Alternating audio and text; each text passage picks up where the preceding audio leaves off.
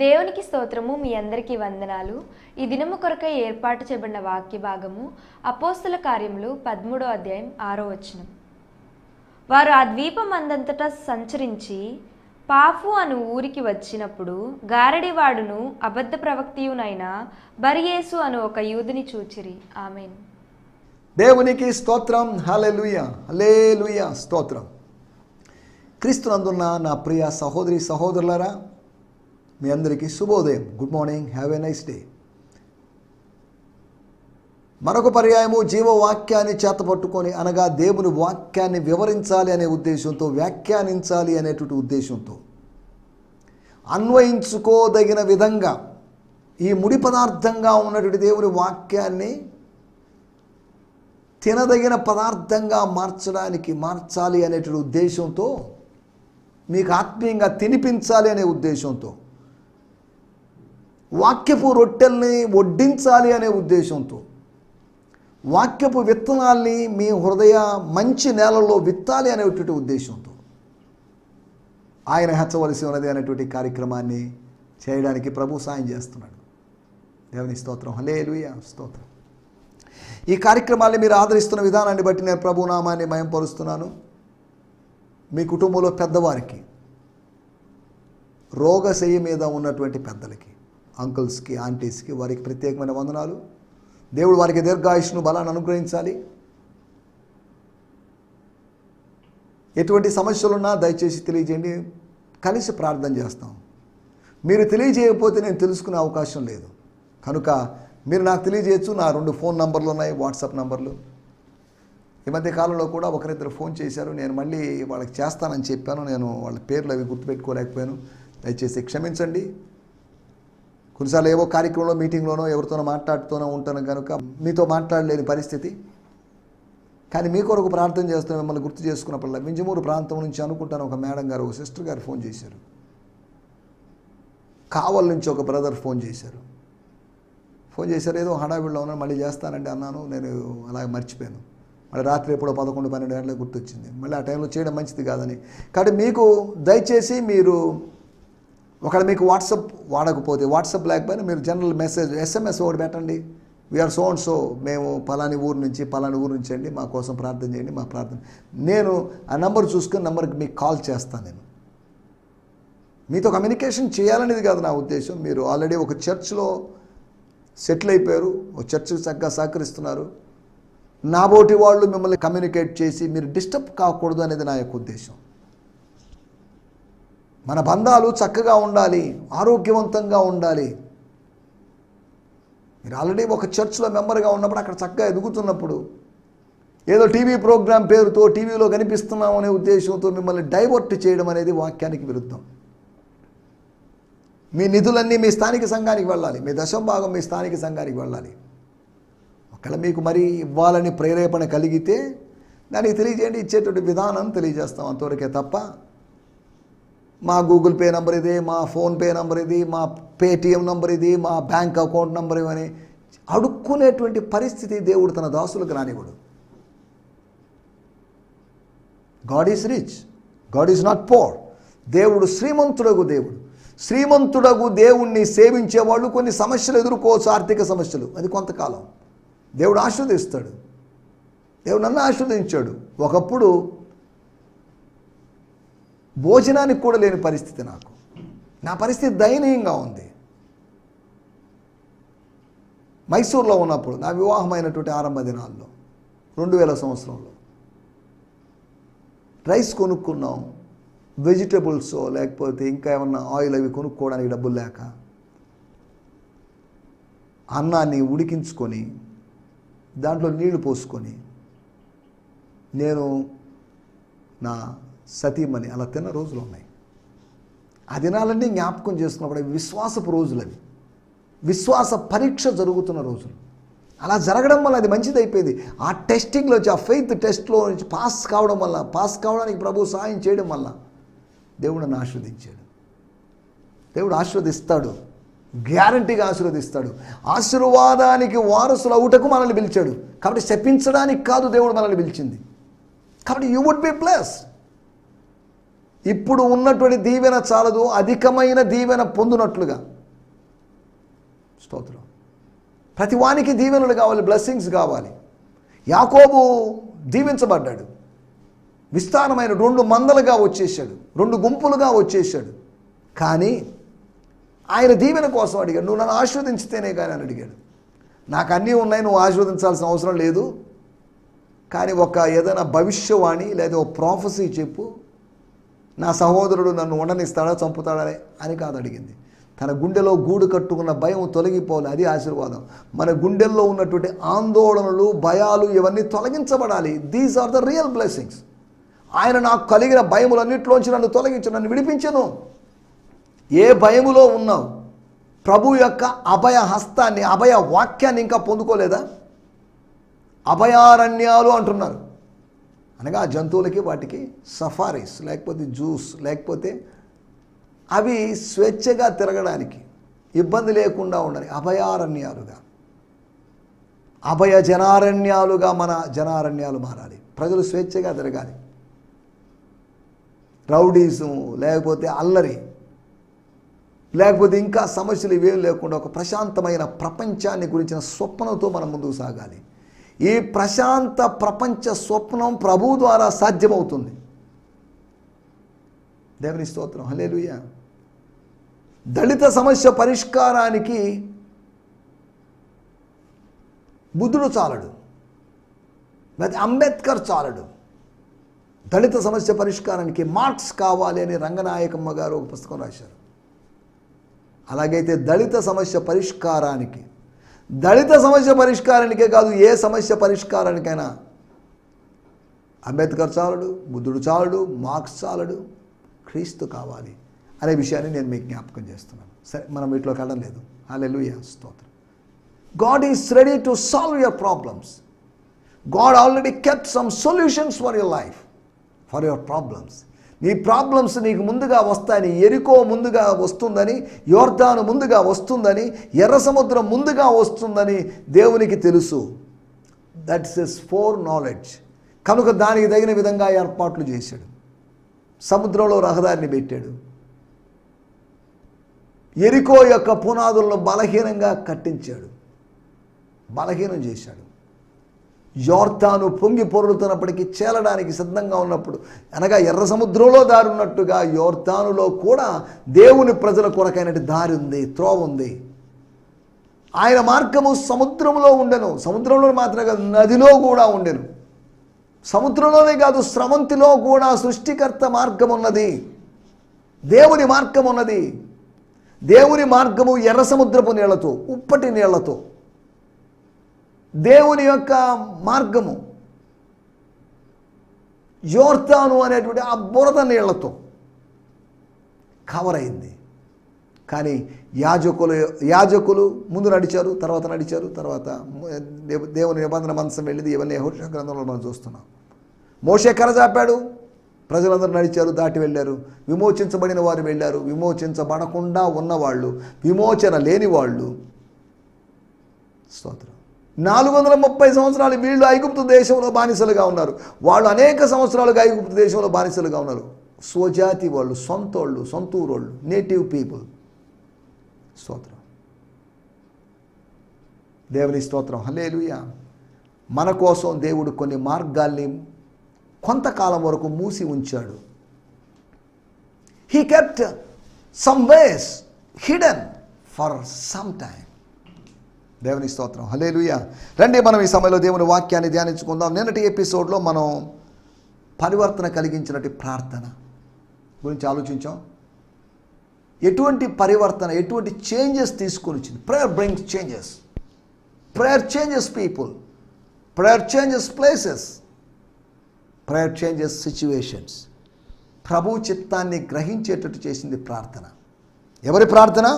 ప్రవక్తలు, బోధకులు మాత్రమే కాకుండా వారితో పాటు జాన్ మార్క్ అనేటువంటి ఒక బిలీవర్, ఒక యవనస్తుడు, ప్రవక్తలు, బోధకులు, సువార్థికులు, అపోస్తులు, సామాన్యులు అందరూ కలిసి చేస్తున్నటువంటి ఒక మంచి గ్యాదరింగ్తో కూడుకున్నట్టు ఒక ప్రేయర్ మీటింగ్. 12వ అధ్యాయంలో జరిగిన ప్రార్థన యొక్క ప్రోత్సాహంతో అయిండొచ్చేమో. స్తోత్రం. లేకపోతే ఈ రెండు ప్యారల్గా జరుగుతున్నాయి కూడా మనకు తెలియదు. ఏదేమన్నప్పటికీ నాయకులు ప్రార్థన చేస్తున్నారు, అనుచరులు ప్రార్థన చేస్తున్నారు, టోటల్గా సంఘం అంతా ప్రార్థన చేస్తుంది. 12వ అధ్యాయంలో అనుచరుల ప్రార్థన, 13వ అధ్యాయంలో ఆత్మీయ నాయకుల యొక్క ప్రార్థన. అందరూ ప్రార్థించాలి. ఫుల్ టైం వాళ్ళు ప్రార్థించాలి, పార్ట్ టైం వాళ్ళు ప్రార్థించాలి. పార్ట్ టైం వాళ్ళకి ప్రార్థించే టైం లేదు. వాళ్ళకి కేవలం కాస్త ఖాళీ దొరికిన సమయంలో పరిచర్య చేసే టైం మాత్రమే దొరుకుతుంది. స్తోత్రం. హల్లెలూయా. అందరూ ప్రార్థించాలి, ప్రార్థించాలి. స్తోత్రం. అన్నిటి అంతము సమీపంగా ఉంది కనుక ప్రార్థన చేయడానికి స్వస్థ బుద్ధి కలిగిన వారై మెలకుగా ఉండండి. It's a time to pray. ప్రార్థన పరిస్థితులు మారుస్తుంది. ప్రార్థన అంటే ప్రభు యొక్క శక్తిని మనము పొందుకోవాలనే ఉద్దేశంతో, ప్రభు కార్యం చేయాలనే ఉద్దేశంతో, ప్రభు మీద ఆధారపడుతూ, ప్రభు నామాన్ని ఆశ్రయిస్తూ జరిగేటువంటి విధానం అది. స్తోత్రం.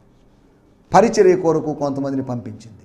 2 వ్యక్తుల్ని అడ్డుకున్నారు, ఆపేశారు, వాళ్ళని పంపించేశారు. 3వది పరిచర్య కొరకు కొత్త విధానాన్ని గుర్తు చేశారు. ఈ పాల్ బర్నబాని ఎంతసేపటికి ఎక్కడ డబ్బులు ఫండ్ రైజ్ చేసినా ఆ డబ్బులు హ్యాండ్ ఓవర్ చేయడానికి మాత్రం వాడుకుందాంలే అని అనుకున్నారేమో. అలాగే ఒక వ్యక్తిని 6వ అధ్యాయంలో ఫిలిప్ అనే వ్యక్తిని బల్లడ దగ్గర పరిచర్య చేయడానికి మాత్రమే వినియోగించుకుంటున్నారు. నువ్వు దేనికి పనికిరావు, దానికైతే వడ్డించే పనికైతే పనికి వస్తావు, పాటలు పాడే పనికో, లీడింగ్ చేసే పనికో, లేకపోతే సువార్త చెప్పే పనికి పనికిరావు అని చెప్పేసి వాళ్ళు ముద్ర వేసి పక్కన పెట్టారు. కానీ పరిశుద్ధాత్మ ప్రేరణతో ఆయన వచ్చి ఇలా కంట్రోల్ చేసిన వాళ్ళందరికన్నా అధికంగా గొప్ప మినిస్ట్రీ సమరలో చేసి చూపించాడు. దేవుని స్తోత్రం. మనల్ని కంట్రోల్ చేయాలనుకుంటున్న వాళ్ళు దేవుని ఆత్మచేత కంట్రోల్ కాకుండా ఉండడం విచారకరమైన విషయం. స్తోత్రం. హల్లెలూయా. మనం ఆలోచిస్తున్నట్టు విషయాలు. పరివర్తన కలిగించిన ప్రార్థన ప్రభు చిత్తాన్ని గ్రహింపజేసింది, పరిచర్య కొరకు పంపించింది, పరిచర్యలో కొత్త విధానాన్ని గుర్తింపజేసింది, తర్వాత ప్రతికూల పరిస్థితులను ఎదుర్కోవడానికి సిద్ధపరిచింది. It prepares. Prayer prepares. రాబో వాటన్నిటిని తప్పించుకొని మనుష్య కుమారుని ఎదుట నిలుచుటకు శక్తి గలవారగునట్లు, భక్తి గలవారగునట్లు అని కాదు, శక్తి కలిగిన భక్తే శక్తి. పైకి భక్తి గలవారమని చెప్పుకొంచు దాని శక్తిని ఆశ్రయించేవాడు. భక్తి కలిగిన వాడు శక్తిని ఆశ్రయిస్తాడు, దైవ శక్తిని ఆశ్రయిస్తాడు. భక్తి లేనివాడు భక్తి ఉన్నాడని చెప్పుకుంటూ కూడా లోకపు శక్తిని, మానవ శక్తిని, రాజకీయ శక్తిని, ధనపు శక్తిని ఆశ్రయించే వాళ్ళు ఉన్నారు. అది వేరే విషయం. భక్తిని ఆశ్రయించాలి. భక్తిని కలిగిన వారు శక్తిని ఆశ్రయించాలి. అదగా దేవుని శక్తి, గాడ్స్ పవర్. యేసు దేవుని శక్తి అయి ఉన్నాడు. దేవుని స్తోత్రం. హల్లెలూయా. నిన్నటి ఎపిసోడ్లో మనం ఆలోచించాం. రండి, మనకు సమయం కొద్దిగా ఉంది కనుక ఈ దినపు దేవుని వాక్యాన్ని మనం ధ్యానించుకుందాం. For this morning devotion or meditation, short meditation, 13 to 14 minutes meditation కోసం మనం దేవుని వాక్యాన్ని చదువుకోబోతున్నాం. 13వ అధ్యాయము 6వ వచనం. అపోస్తల కార్యములు 13వ అధ్యాయము 6వ వచనం. Book of acts 13:6. వారు ఆ ద్వీపమందంతటా సంచరించి పాఫు అనే ఊరికి వచ్చినప్పుడు గారడివాడను అబద్ధ ప్రవక్తయునైన బర్-యేసు అను ఒక యూదుని చూచిరి. స్తోత్రం. From there they crossed the island as far as Paphos, where they encountered a Jewish false prophet. He's a Jewish, he's a false, he's a sorcerer. అతను యూదుడు, మత సంబంధమైన వ్యక్తి. Is not a real profit, is not a genuine profit. A sorcerer named Elymas, who also went by the name of son of Jesus, son of Joshua. అరామిక్లో బార్షూమా అన్నారు. బార్ అంటే సన్ అని అర్థం. బర్యోనా, బర్-యేసు. ఎలీమస్ అంటే 13వ అధ్యాయము 6వ వచనములో ఉన్నటి మాట. ఇస్ ఎ స్పిరిచువల్ అడ్వైజర్గా ఉన్నటువంటి వ్యక్తి. ఫ్రమ్ దేర్ దే క్రాస్ అనగా మన బృందం ఎవరు? పౌలు, బర్నబా మరియు అసిస్టెంట్ జాన్ మార్క్, వీళ్ళు ముగ్గురు బయలుదేరారు. బయలుదేరినప్పుడు ఈ మొదటి మిషనరీ ప్రయాణంలో నేను పూర్తిగా చదివేస్తాను, తర్వాత వెళ్దాం. Who also went by the name of son of Jesus. Okay, వాడుక భాషలో చదువుకుందాం. స్తోత్రం. వాళ్ళు ఆ ద్వీపాన్నంతా పర్యటించి పాఫు అనే పట్టణం చేరుకున్నారు. ఇంద్రజాలం చేస్తూ తానొక ప్రవక్తనని చెప్పుకుంటూ ఉన్న వ్యక్తిని అక్కడ కలుసుకున్నారు. తాను ప్రవక్తనని చెప్పుకుంటున్న వ్యక్తిని, self claimed prophet, self claimed apostles, self claimed pastors and evangelist ఈ రోజుల్లో బోల్డ్ మంది ఉన్నారు. దేవుడు చెప్పలేదు, వాళ్ళు అనుకుంటారు నేను ప్రవక్తని, నేను అపోస్తులని. ప్రతివాడు అపోస్తులు అపోనో ప్రవానో ఇలా వేసుకుంటున్నాడు లేబుల్స్. సరే, మనం వాటిలోకి వెళ్ళలేదు. ఇక్కడ రాయబడి వారు ద్వీపం అంతటా సంచరించి, ఏ ద్వీపం? The island of Cyprus. Cyprus ఎక్కడుంది? అపోస్తుల కార్యము 4వ అధ్యాయానికి వెళ్తే అది బర్నబా గారి సొంత ఊరు. తన సొంత ఊరిలో సువార్తీకరణ జరగాలని భావించి యాంటియోకియా నుంచి ఈ మిషనరీ ప్రయాణంలో, అనగా మొదటి మిషనరీ ప్రయాణంలో 13వ అధ్యాయము 4వ వచనం నుంచి 14వ అధ్యాయం 28వ వచనం 76 వచనాల్లో, అనగా 2 అధ్యాయాల్లో చెప్పబడినటువంటి ఈ మొదటి మిషనరీ ప్రయాణంలో సుమారు 17 ప్రదేశాల్లో వాళ్ళు తిరిగారు. ప్రస్తావించబడిన 17, ఇంకా ఎక్స్ట్రా కూడా ఉండొచ్చు. ఈ 17 ప్రదేశాల్లో వాళ్ళు తిరిగినప్పుడు మొట్టమొదటి వాళ్ళు వెళ్ళిన ప్రదేశము యాంటియోకియా నుంచి సెలూకయకు వచ్చారు, సెలూకయ నుంచి సైప్రస్కి వచ్చారు, తర్వాత సలామీకి వచ్చారు, తర్వాత పాఫోస్కి పాపుకి వచ్చారు. దేవుని స్తోత్రం. ఇలా ఒక్కొక్క ఊరు వెళ్తున్నారు. అక్కడ ఎన్ని రోజులు ఉన్నారో మనకు తెలియదు. ఒక ఊరు 2 రోజులు 3 రోజులు, లేకపోతే పరిస్థితిని బట్టి. Some missionary work. ఈ ఆలోచన చూడండి, ఈ ఆలోచన సువార్థీకరణ అనే ఆలోచన మనిషిది కాదు, దేవునిది. దేవుని స్తోత్రం. మీరు సర్వలోకానికి వెళ్ళి సర్వ సృష్టికి సువార్తను ప్రకటించండి అని మత్తయి చెప్పలేదు, అని మార్కు చెప్పలేదు, లూకు చెప్పలేదు, యోహాను చెప్పలేదు, అని చెప్పింది యేసుప్రభు. యేసుప్రభు చెప్పాడని వీళ్ళు చెప్పారు. దేవుని స్తోత్రం. అనగా ఇది సువార్థీకరణ అనేది సువార్థికుల, కొత్త నిబంధన సువార్త రచయితల యొక్క ఆలోచన కాదు, ఇది సృష్టికర్త యొక్క ఆలోచన. బలండి, ఎంతకాలం ఇక్కడ ఉంటారు? ఈ ప్రార్థనలు చేసుకుంటూ, ఈ లైఫ్ను ఎంజాయ్ చేసుకుంటూ, ఈ 4 గోడల మధ్యలో ప్రేయర్ మీటింగ్స్తో, రివైవల్ మీటింగ్స్తో ఎందుకుంటారు? గో. అపోస్తుల కార్యములో ప్రతిధ్వనించేటువంటి దైవస్వరం గో. వెళ్ళండి. శిష్యులతో చెప్పింది గో, గో విత్ పవర్. స్తోత్రం. హల్లెలూయా. పౌలుతో చెప్పింది గో విత్ విజన్, గో. పేతురుతో చెప్పింది go with changed mind, changed heart. అన్యుడని చూడొద్దు, అన్యుడిని ధన్యుడిగా చేయాలనుకుంటున్నాడు దేవుడు. కొట్టేలు ఇంటికి వెళ్ళిపో, గో. దేవుని స్వరం అపోస్తుల కార్యములో ప్రతిధ్వనిస్తుంది, గో. మాసిడోనియా నుంచి ఒక స్వరం వినబడింది, అయ్యా మాకు వచ్చి హెల్ప్ చేయండి అండి సార్. అనగా యూరోప్ నుంచి, ఆఫ్రికా నుంచి, ఏషియా నుంచి 3 ఖండాల్లోంచి కొన్ని స్వరాలు వినబడుతున్నాయి. కమ్ కమ్ కమ్ అనే వాయిసెస్ వినబడుతున్నాయి. అప్పుడు దైవస్వరం వినబడుతుంది, గో గో గో. కమ్మన్న ప్రతి చోటకి దైవస్వరం గో అనడం లేదు, కానీ కొన్ని చోట్లకి దైవస్వరం గో అని చెప్తుంది. అనగా కమ్ గో అనేటువంటి కమ్ అనే మానవ స్వరం, గో అనేటువంటి దైవస్వరం మనం అపోస్తుల కార్యములో చూడగలుగుతున్నామని మనం గ్రహించాలి. స్తోత్రం. సరే, మనం ఇక్కడ ఆలోచిస్తున్న విషయం, మన టైటిల్ అబద్ధికులు, false people, fake people, dupe people. స్తోత్రం. నకిలీ ప్రజలు, అబద్ధికులు. 6 మంది అబద్ధికుల గురించి మీకు జ్ఞాపకం చేస్తాను. నెంబర్ 1, అబద్ధ ప్రవక్త, ఫాల్స్ ప్రాఫెట్. అంటే దేవుడు ఏర్పాటు చేసిన, దేవుడు ప్రవచనాత్మకంగా చెప్తే కాదు, తమకు తామే చెప్పు నేను ప్రవక్తని నాకు అనిపిస్తుందండి, నాకు ప్రవచన వరం ఉందని అనిపిస్తుందండి, దేవుడు నాకు ప్రవచన వరం ఇస్తే బాగుండు అనుకుంది అని అనుకుంటున్నవాడు ప్రవచన వరం పొందాలని ఫీల్ అయిపోతున్నాడు.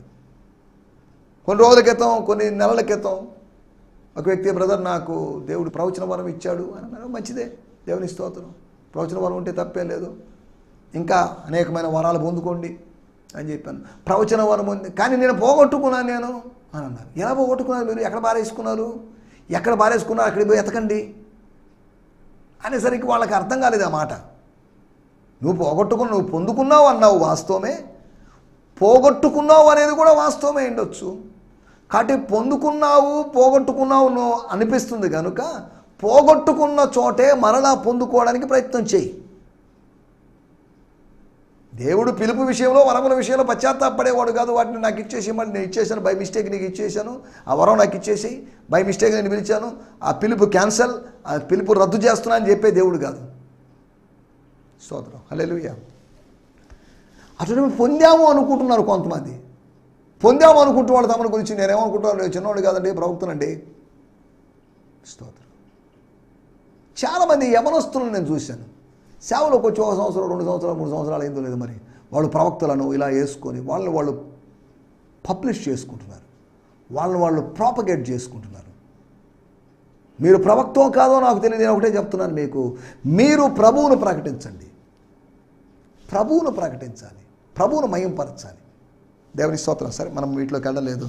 ఒకటి అబద్ధ ప్రవక్త, రెండవది 5వ అధ్యాయము 4-8 వచనాలు, 4వ వచనం మరియు 8వ వచనం అపోస్తల కార్యములు మనకు తెలుసు. Ananias and Sapphira, the false donors, false sponsors, false givers, అబద్ధ దాతలు. వాళ్ళు అబద్ధ దాతలు, అదే సమయం అబద్ధపు దూతలు కూడా. ఈ దాతలు దూతలు అయ్యారు కదా. దేవుని స్తోత్రం, హల్లెలూయా. క్రీస్తు దూత కాదు, ఆయన దాత. ఆయన దూత కన్నా ఎక్కువైనాడు. ఆయన దూత, అదే సమయంలో ఆయన దాత కూడా. దేవుని స్తోత్రం, హల్లెలూయా. ఒకటి అబద్ధ ప్రవక్త గురించి చెప్పుకున్నాం, రెండవది అబద్ధ దాతలు, భార్యాభర్త, అబద్ధ దంపతులు, వాళ్ళు అబద్ధ ఫాల్స్ కపుల్, ఫాల్స్ గివర్స్. మూడో విషయము అపోస్తల కార్యములు 8వ అధ్యాయము 19వ వచనం. వారి ఎదుట ద్రవ్యము పెట్టి నేను ఎవరి మీద చేతులు ఉంచుదునో వాడు పరిశుద్ధాత్మను పొందునట్లు ఈ అధికారం నాకు ఇయుడని. పేతురో యోహానో డబ్బులు పెట్టి, ప్రభు సన్నిధిలో డబ్బులు పెట్టి, లేకపోతే ఏదైనా దేవుని దగ్గర డబ్బులు పెట్టి, మాకు అధికారం కావాలి, ఎంతైనా పర్లేదు మాకు ఇప్పించాలి, మేము మినిస్ట్రీ చేయాలని వాళ్ళు డబ్బుతో కొనుక్కోలేదు, దాన్ని ఉచితంగా పొందారు, ఉచితంగా ఇవ్వాలి. మధ్యలో పిలుపు డబ్బులేంటి? పిలుపు మారు మనసు పొంది, క్షమించండి, గారడివాడు మారు మనసు పొంది పిలుపు వెనకాల తిరుగుతున్నాడు, కానీ అతనిలో మార్పు వచ్చినట్లేదు. కొంతమంది మారినట్టుగా ఉంటారు కానీ మారరు. వీళ్ళతో మనకు తలనొప్పి, వీళ్ళ వలన పరిచర్యలో తలనొప్పులు. అబద్ధ విశ్వాసి, ఫాల్స్ బిలీవర్. ఫాల్స్ ప్రాఫిట్ గురించి చెప్పుకున్నాం, ఫాల్స్ గివర్స్ గురించి చెప్పుకున్నాం, ఫాల్స్ బిలీవర్ గురించి మనం మాట్లాడుకున్నాం. తర్వాత 15వ అధ్యాయము 1వ వచనంలో మనం గమనించినట్లయితే, అపోస్తల కార్యములు 15వ అధ్యాయం 1.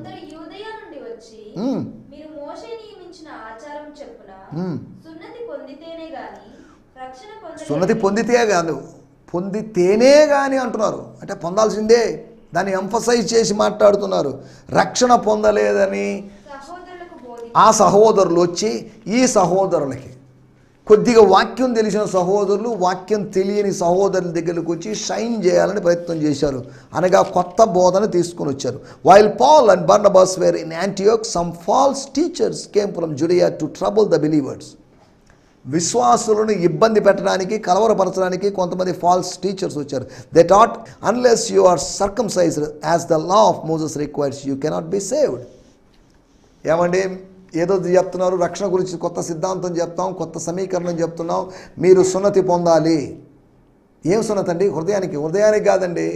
మోషే నియమించింది హృదయ సున్నతిని గురించి కాదు, ఆయన శరీరమునకు సున్నతి గురించి మాట్లాడుతున్నారు. కాబట్టి సున్నతి పొందండి, రక్షణ పొందండి అనేటువంటి కొత్త బోధన తీసుకొచ్చారు. ఫాల్స్ టీచింగ్ ఎంటర్ అయింది దేవుని సంఘంలో.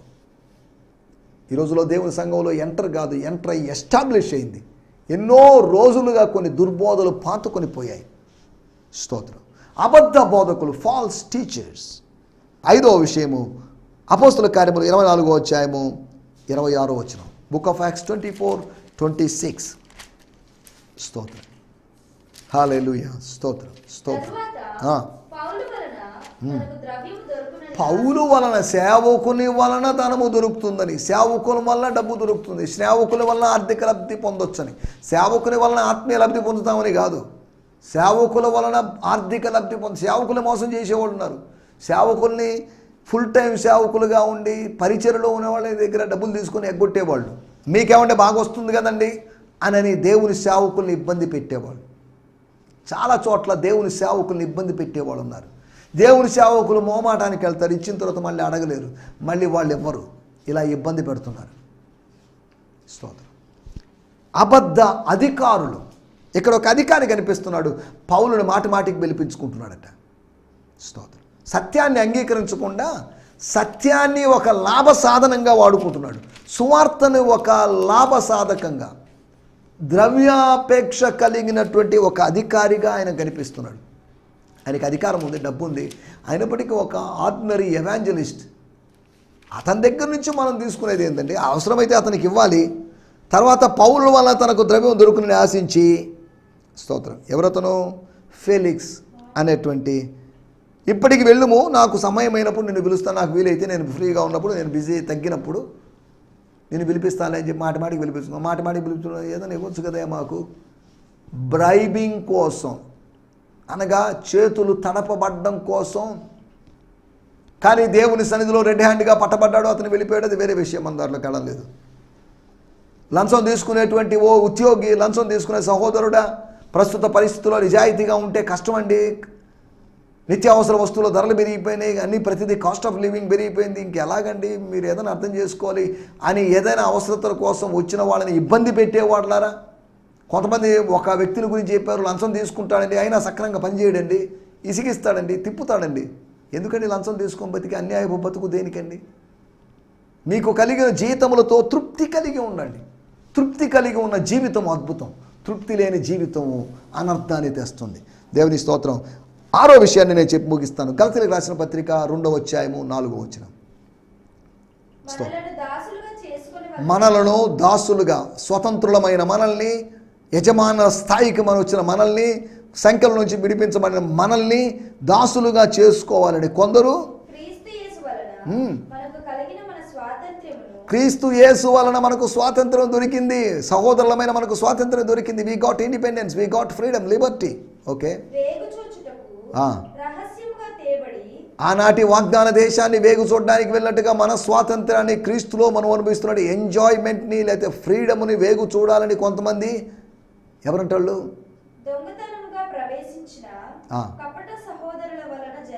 దొంగలు కాబట్టి దొంగతనంగా ప్రవేశించారు. ఇన్వేడర్స్, ఆక్రమణదారులు, చొరబడుతున్నవారు, చొరబాటుదారులు, ఇల్లీగల్గా వచ్చిన వాళ్ళు. దేవుని స్తోత్రం, హల్లెలూయా. నా మాటలు నేను ఇక్కడ ముగిస్తున్నాను. అబద్ధ ప్రవక్తలు ఉన్నారు, అబద్ధ దాతలు ఉన్నారు, అబద్ధ విశ్వాసులు, అబద్ధ బోధకులు, అబద్ధ అధికారులు, అబద్ధ సహోదరులు ఉన్నారు. అబద్ధపు ప్రపంచంలో, ఫేక్ వరల్డ్లో ఉన్నాం మనం.